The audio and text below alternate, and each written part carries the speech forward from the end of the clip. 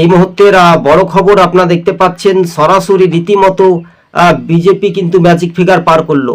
অর্থাৎ ভবানীপুর বিধানসভায় মুখ্যমন্ত্রী পিছিয়ে এগিয়ে গেলেন শুভেন্দু অধিকারী।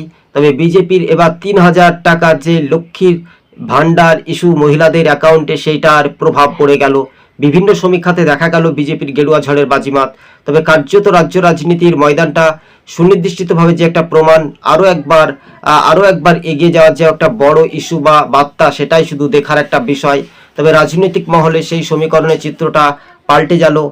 অর্থাৎ ৯০ আসনে তৃণমূল প্রার্থী এগিয়ে, অর্থাৎ কংগ্রেস ২, বামেরা ১ এবং অন্যান্যরা ১টি পাচ্ছেন, এবং ৪৮+ আসন সংখ্যা বাড়ছে ভারতীয় জনতা পার্টি বিজেপি।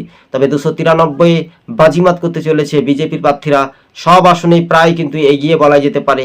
তবে এই যে আসন সমঝোতা বা এই ভোট কাটাকাটির অঙ্কে কিন্তু তৃণমূল অনেকটাই পিছিয়ে। তৃণমূলের ১৫ বছরের রাজনীতিক ক্রাস ক্ষমতা কিন্তু পতনের দিকে, এমনটাই বলছেন রাজনৈতিক মহল। তবে এই মুহূর্তে সবচেয়ে বড় খবর, ফের বঙ্গে গেরুয়া ঝড়ের বাজিমাত। প্রধানমন্ত্রী খোদ সদর দপ্তর দিল্লির পার্টি অফিসে তিনি বৈঠক করবেন এবং সাংবাদিক সম্মেলন করবেন।